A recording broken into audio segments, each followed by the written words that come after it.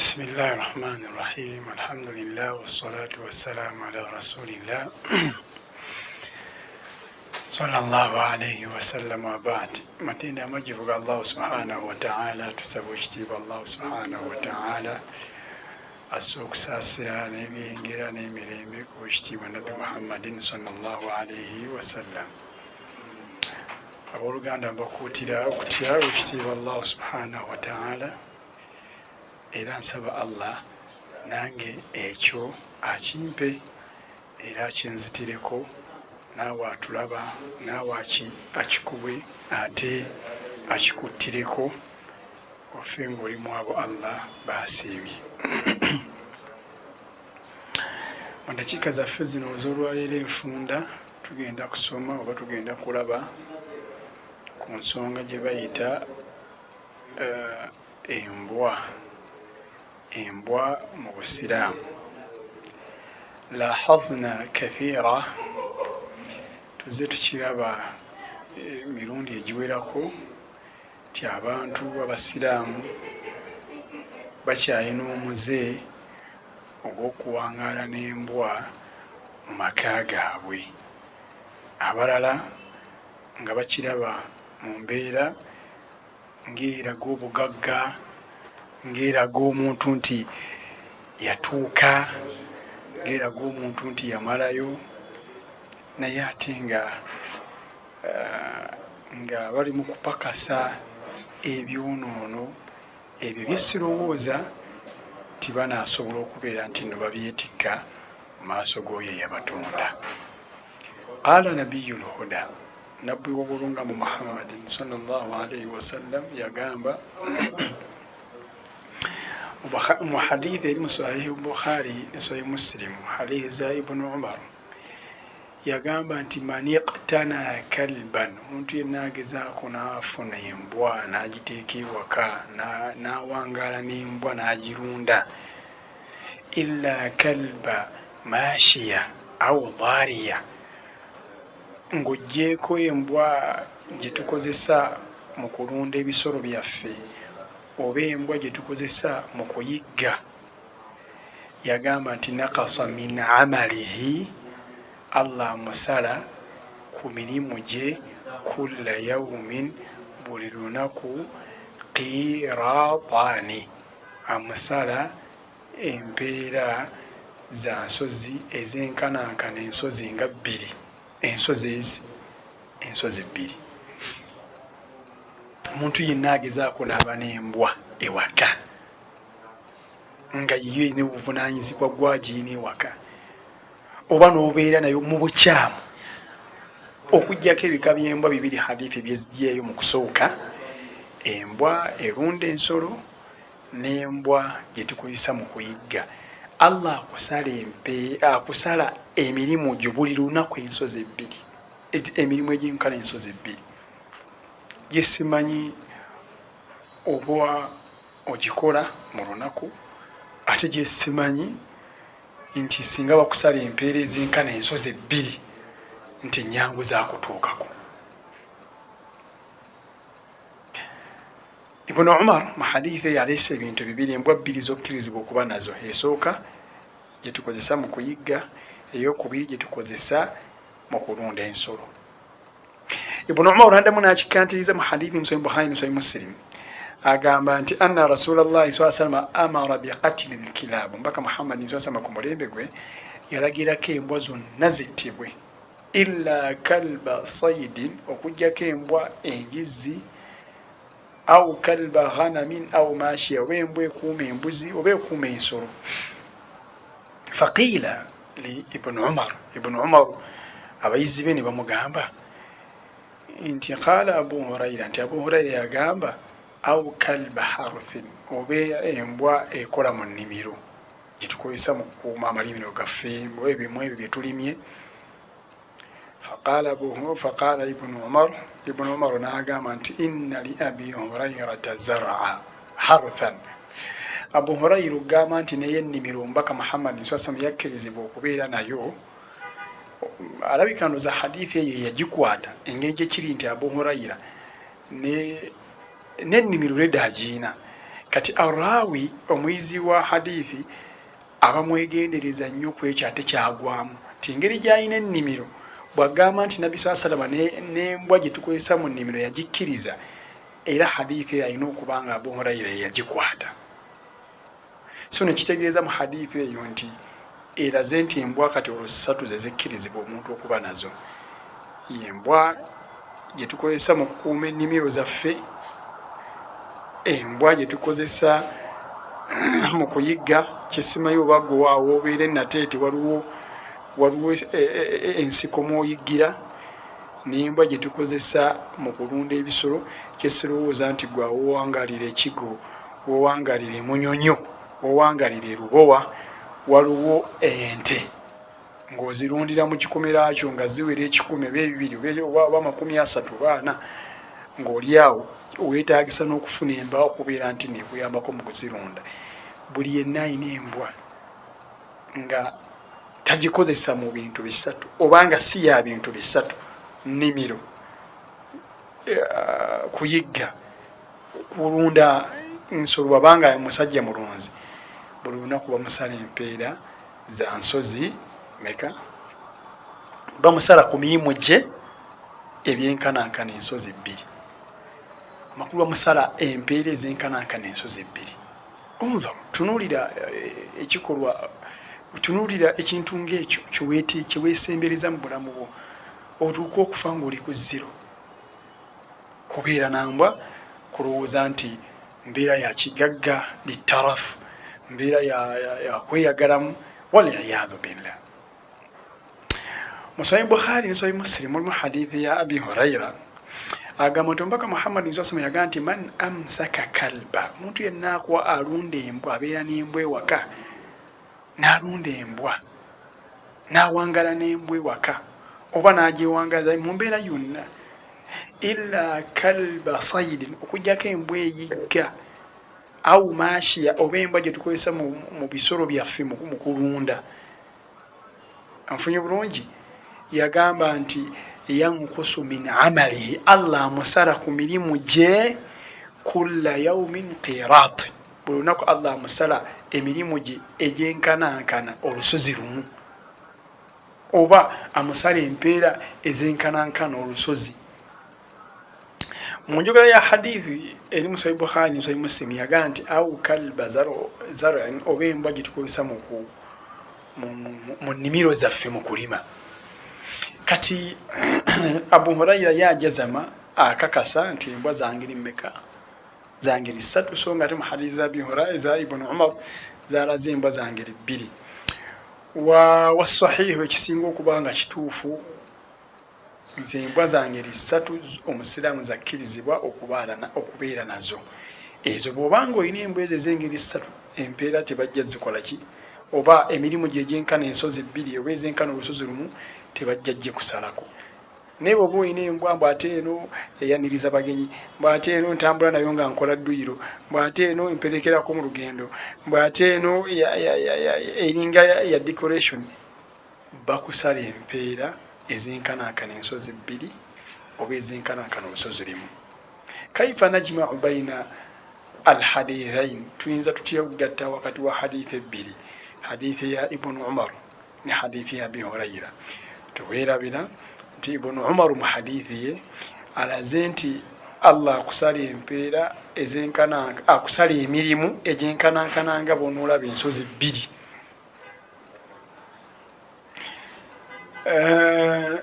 Mu hadithi ya Abi Hurayra alaze nti Allah asala emirimu gyo egy'enkanankana olusozi lumu. Tulabanga hadithi zingi ezaagala okukoonagana, emu eyogera nsozi 2 ate endala yogera lusozi lumu. Tuzigatta tutya? Bazigatta bwe bati. Qala al-ulama, abamanyi bagamba nti omuntu yenna alunda embwa n'agiteeka mu maka ge oba n'awangala nayo nga yagirinako obuyinza, gyekoma okunyiiza abantu. Katugeze abantu babadde beebase neyeeboggoza, katugeze neeruma omuntu, katugeze neegoba omuntu mu mistake, katugeze neekangakanga abantu. gyekoma okunyiiza abantu. Katugeze negenda ewunya mu byombo by'abantu, katugeze negenda yetuuza kabalaza k'omuntu nga tajagala, katugeze negenda oyo buli lunaku bamusala empeereza enkanankana ensozi mmeka, bamusala ku mirimu gye egy'enkanankana ensozi mmeka, gye simanyi oba wali ogikoze. Ate ebbanga embwa gyemala nga yeetuulidde awo nga terina gwenyiiziza, embwa ng'eri awo etudde awo byayo, terina byenyiiziza, ogiriisizaawo n'emmere ogigulira ngulire ebeera awo nga terina muntu yena alina gwenyiiziza, eri mirembe gyayo, buli lunaku bakusalayo olusozi okubeera naye awo. Ebbanga ly'omala ng'embwa gy'oyina si ze ziri essatu obusiraamu bwe zoogerako. Hatha amurun, eyo nsonga beera nayo ogitegeere. Ensonga ey'okubiri, unaasun yaishuuna maa alkilab, abantu bawangaala n'embwa rufqatan lahum, kubeera nti batambula nazo nga bali mu bibinja, lisuhba, okubeera nti bazeeyambisa mu kubeera nti no zitambulanga nabo. Oba akola dduyiro, oba waliwo rufuqa gurupu y'abantu bagenda kulambula, ne bagikwata ne bagiteeka mu bino ebimoloka by'abalambuzi birawundi cruise ebinene ebyo, ne bagikwata emabega ne basuulayo akabwa, beeno nga baliyo abantu 6 ne bagenda nga bavuga nfunye bulungi nga emabega waliyo embwa yaabwe. Ate abalala abaakola dduyiro bwati nga n'akwata embwa oba n'agisiba wano ku musipi n'atambula okuba nga adduka nayo. Omulala n'omusanga ng'agikutte balinga 6 badduka, naye nga buli omu n'embwa ye badduka nayo mu bitundu kati nga ebitundu ebimu kati ng'erubowa batera kikolanga ekigombagagga ng'emunyonyo nga emulungu n'ewala mu bifo ebyo ebinene entinda n'osanga nga bali mu kukola dduyiro awo ku nguudo naye nga abagagga balina embwa zaabwe. Okay. Mu hadithi ya Abi Hurayra eri mu Sahih Muslim, Omubaka Muhammad nsasama yagamba nti innal malaika, mazima ddala malayika za Allah, malayika ezitusabirako Allah atusaasire, malayika ez'ebitiibwa, la tashabu rufqa, tezitambula na kibinja ky'abantu, fihi kalbun, nga kirimu embwa, wala suura yadde ekibumbe, wala jaras yadde ebidde bino ebinyeenya. Malayika tezitambula na kibinja ky'abantu, oba mugenze apaaki oba tirinyi oba kapukyolwa oba mugenzeeko aluwa kuwummulamu, naye nga mugenze n'embwa mu kamotoka kammwe oba mu mmotoka yammwe, oba nga muli bangi mudduka n'embwa muli bangi mu gurupu naye nga mulina embwa, malayika tezitambula nammwe. Malayika tezibeera awo ewali embwa, okuggyako malayika 2 ze zitasobola kuva wali muntu yadde waliwo embwa, ye malayika ejjamu emyoyo ne malayika ewandiika emirimu emikyamu newandiika emirimu emirungi. Kati ezo eziwandiika emirimu gyaffe zi malayika ne malayika gye muyita malayika walumbe, ezo zo tezisobola kuvaawo kuba kati eneekusalako etya empeera oba emirimu egyenkanya ensozi 2 nga teriiwo. Erina okubaawo nenooti nga nti n'olwayiro wasuze nayo, n'olwayiro wasiibye n'embwa, n'oluddako n'osiiba n'embwa, nga ye bwe kuprofayiringa otuuke mu maaso ga Allah ng'oli ku 0. Waliyadhu billah. Lwaki weeteekako ekintu ng'ekyo? Ekyokusatu, embwa nkyafu. Obusiraamu bukibala nti embwa yonna nkyafu. Kati omuntu ayinza ate okubeera nti awangaala n'embwa mu mpangala efaanaganako bwetyo.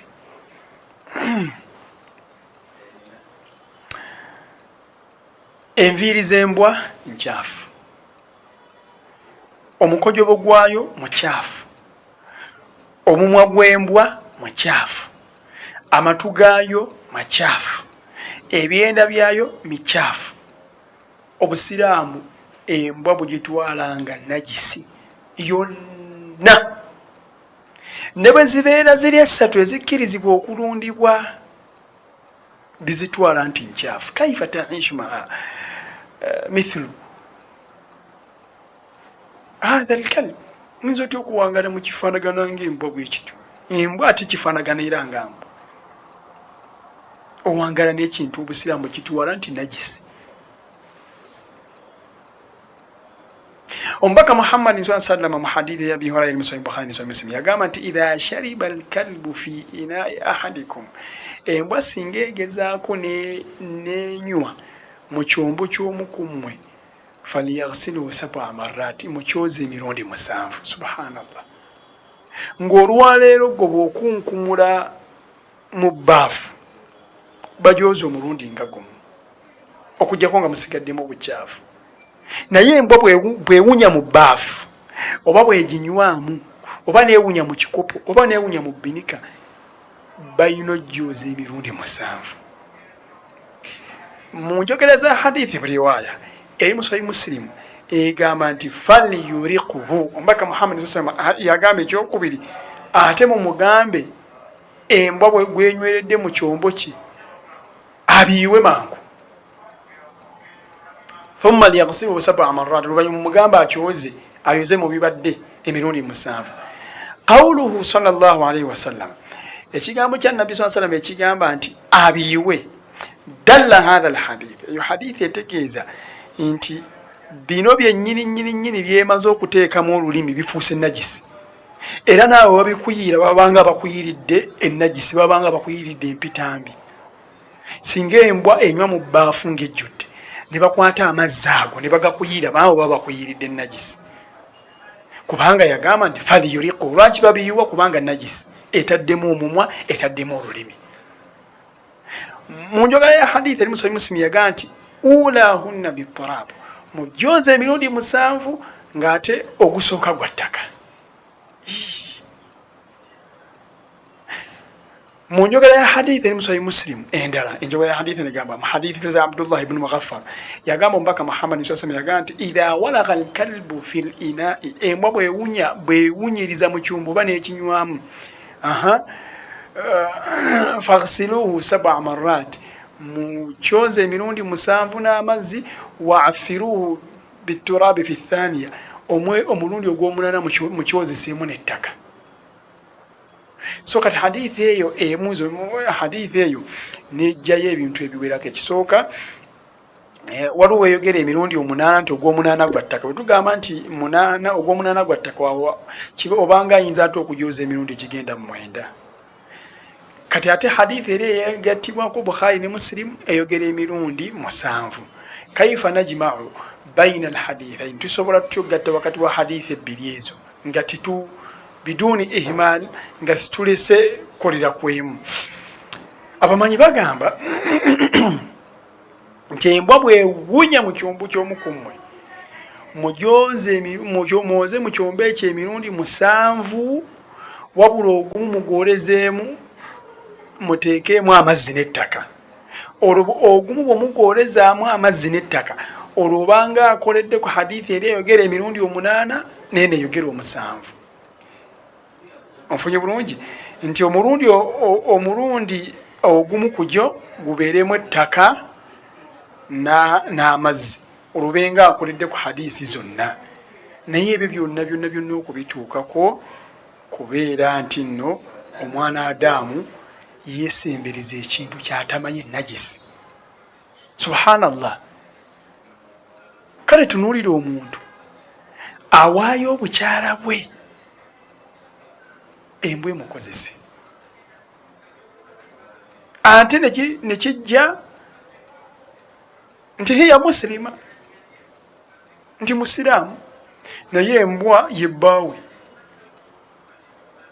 ennajisi. Obusiraamu yebusoboza nti embwa najisi yennyini. Kaifa tukaddim farjak, owaayo otya obukyala bwo, fatatauki ilkalb, embwa nekukozesa. ennajisi gy'oweeredde ddala n'ogaa nti nze bawange ennajisi busimanya embwa endomansi nga enkwatiridde eno mu mabeere enkwatiridde mu matu nga najisi yegyeta ekwatirira omubiri gwo. Wallahi obusiraamu bwe buto busomesa ku mbwa nti embwa najisi. Mulekeraawo okubeera n'embwa mu maka gammwe okujjako embwa ziri ze bayogerako hatta ne ziri ezakkirizibwa okubeera nazo mu maka era nazo najisi singa ekomba mu kyombo biba biwedde. Kitegeeza bwekomba mu mata nga ebidomola bibiri ebyamata byonna baba balina gayiwa togatunda. Dyembwa weewunya mu mazzi oba mu liquidi ne batagiyuwa singa liquidi oyo aba asukka liita 500.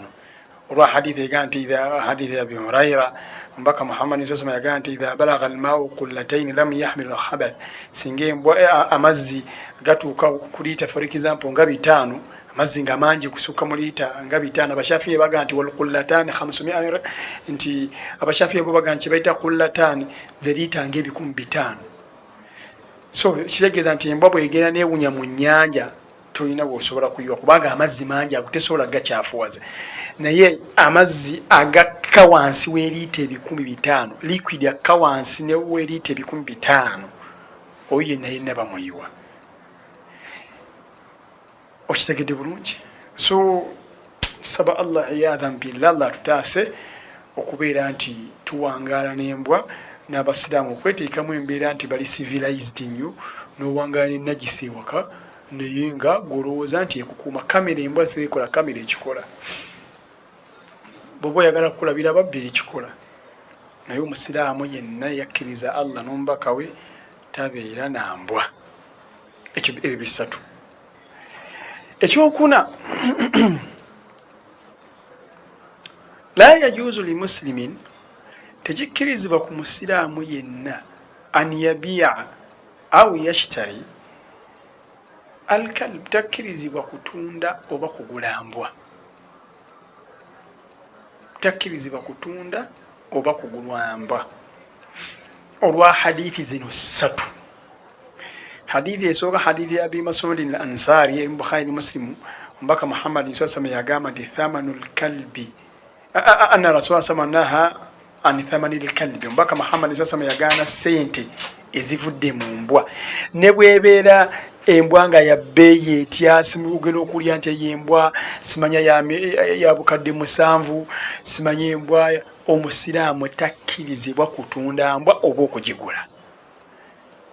Naga nti wa maharul baghi yagana ne sente ezivudde mu bwamalaaya n'obulabulabo obuweebwa abasamize tokkirizibwa nabo okukwata bulabo obwo. Mu hadithi ya Rafi ibn Khadiji hadithi eri mu Sahih Muslim yagamba mbaka Muhammad sasama yagandi thamanul kalbi khabith sente ezivudde mu mbwa nchafu ziri haramu kuzikola ki. Ni hadithi ya Jabir ibn Abdullah era na bambuza Abi Zubairi yambuza an thamanil kalbi wasinawri yambuza ku sente ezivudde mu mbwa n'ekipusi n'agamba nti zajara an-nabiyyu sallallahu alayhi wasallam an dhalika ezo mbaka Muhammad sallallahu alayhi wasallam esente yazigaana. Omusiraamu takkirizibwa kutunda na kusuubula na kugula mbwa. So bw'obanga obadde ogwinanga omulimu ogwo omulimu mukyamu. Bw'obanga obadde ogwinanga omulimu ogwo omulimu mukyamu. Nga mmaliriza omusomo guno tujja gwongerayo omulundi ogujjako insha Allah. Nvumirira oba obusiraamu buvumirira ne sekuvumirira yenna ekikolwa ekyokulunda embwa, ekikolwa ekyokuba nti omusiraamu awangaala n'embwa mu mbeera ng'ey'ekizungu temukiisinga simanye emugira yeddusaddusa nayo yeefula ali civilized ennyo simanya emuwahaaga era ennajisi yennyini embwa nnajisi yennyini n'okusinga omukojobo n'okusinga ekika ky'ennajisi ekirala ky'omanyi.